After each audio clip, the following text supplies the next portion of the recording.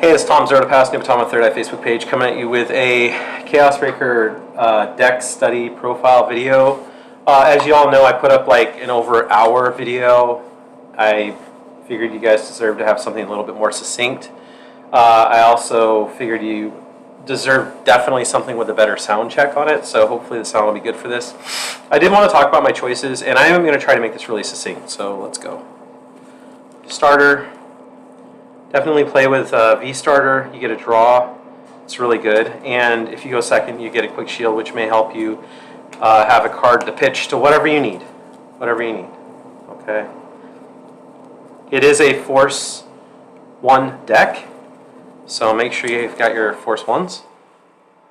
And so let's go here. So grade 3s. Definitely running the new Chaos Breaker.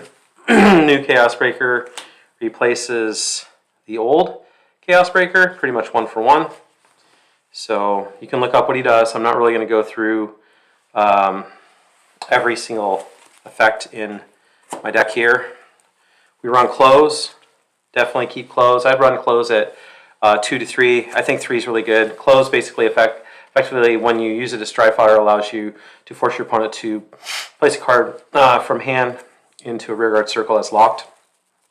And then as a tech slot, because I do want my deck to at least be anti-meta to fight off Tier 1, I'm running 2 of these. And I actually ran 2 Freeze Ray in Giera. When I did Chaos Messiah, I had Freeze Ray in there as well. Works pretty good.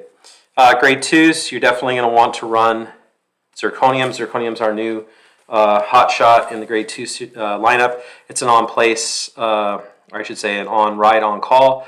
Counterblast 1 to force your opponent to take the top card of their deck and place it on a rearguard circle as locked. If they place it in the back, you get +10 and a draw. So it punishes the opponent if they place it in front because they no longer can attack from that column, and it punishes the opponent if they place it in back because you get resources. So really, really good. We run Photon because Photon's free. All Photon requires is that your opponent has a locked card. That's it. My last grade 2 slot is my tech slot because I'm going for a start finisher if possible. He is the series card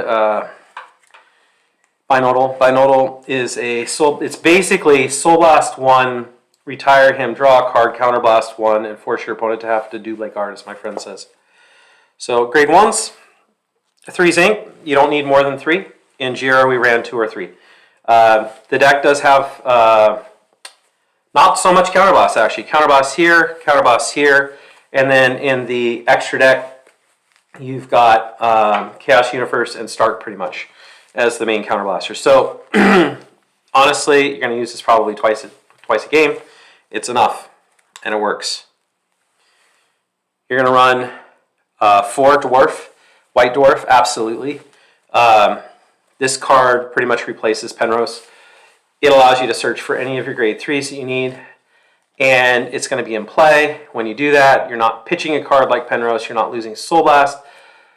You're pitching a card to her, but what I mean is you're not just pitching the card itself.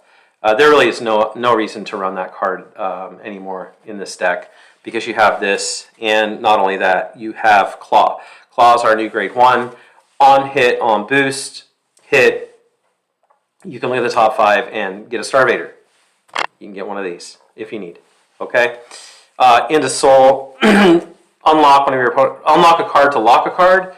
What's really cool about him is if you use something like Paradigm or your opponent chooses to put a card in the back row, you can actually flip that. You can unlock that card and then lock one of their front row.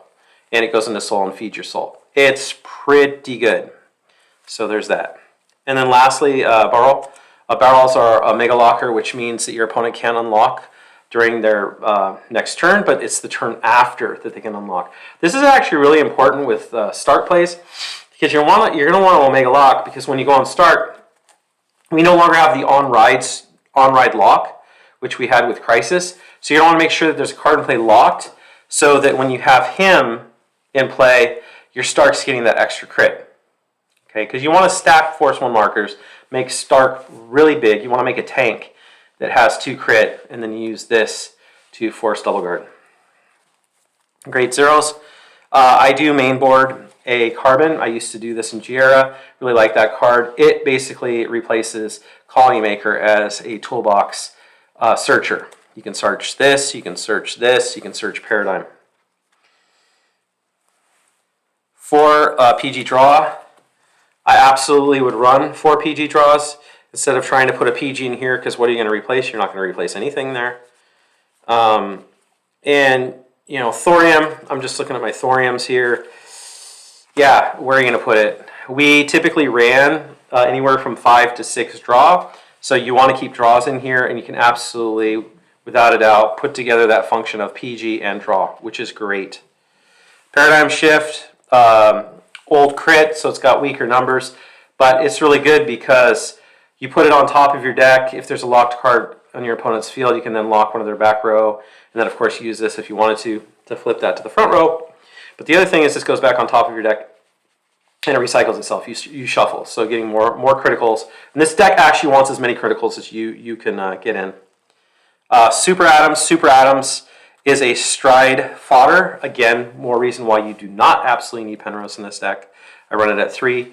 I would never run Penrose at more than 2 to 3, so this effectively replaces that while being a crit. And you notice we only have 4 draw, but we don't.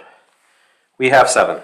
So Vandal, it's Vandal, right? Yeah, he actually is one of those into soul, give your Vanguard plus 10 and then draw.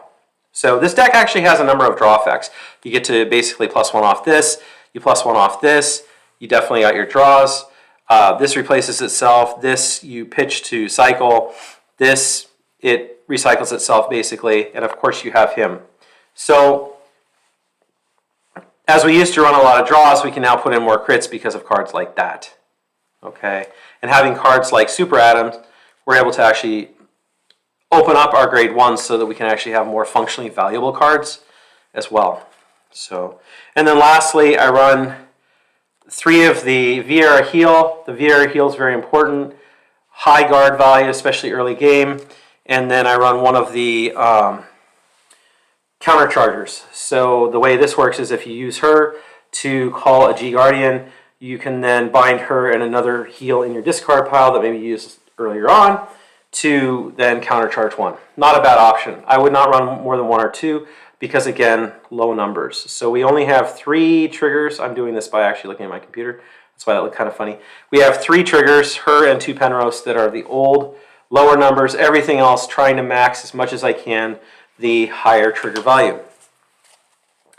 And now for the not extra, yeah, I guess we call it extra deck, right?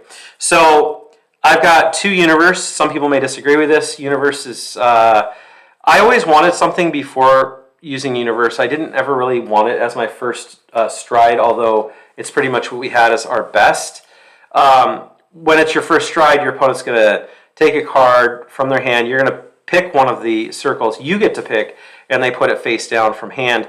If you have 2 cards up in your G zone, meaning you either G guard or you are on your second stride turn, you then get to lock another card. So it's really good. It's really good, especially as a second stride, unless of course you were able to use a heal trigger to pay for Generation Guard before that. 2 cards that I do run that people may disagree with are Soul Blasters that are really good options as a first stride. This is especially true if you're being damage denied with Alpha Thani. He is just really free. This may work out even if you're like, you've used all your counterblast, for some reason you're not hitting one of your zinc. Very unlikely to happen. So this card itself, I'm kind of, yeah, maybe can you know, just keep it at 1. I am for now. I wouldn't run it at 2 because then bind goes online and you lose the unlock to retire to draw effect. So be mindful of that. Definitely one of the MVPs of the deck is going to be Deluge. Deluge is amazing. You do have this is not typically going to be your first stride. It's really hard to get there because it's GB3. But the way it works is you Soul Blast 1. Look at this, Soul Blast, Soul Blast, Soul Blast, right? Only 1 so far counterblasting. Soul Blast 1, pitch a card to force your opponent to have to take 2 cards from hand, put them onto rearguard circles. If there's nothing open, they actually will retire. It's pretty good. And then if they're at 4 or less damage, you get to take one of their lock cards and put it face down in their damage. So you get you shoot. I run 2 of the original glue ball. This is definitely not your first ride. If you're being damaged tonight, you're going to do something like Alfani. But the way he works is he gets really big, with units getting big, lots of things getting locked, depending on how many cards you have face up in your G-Zone. Really, really good card, would continue running that. And then I run Amnesty for mirror match and also against Messiah. Link Joker mirrors in general that lock. The major MVP of the deck is Stark. You have to have 3 face up in your G-Zone, so the likes of Laxus Karina can help you get there, which is kind of why she's actually in here. We'll get to that in a second. Counterblast 2, you have to persona stride, meaning you have to pitch whatever you're on, whether it's him, or him. Typically going to be a Chaos Breaker, because this is your ride target.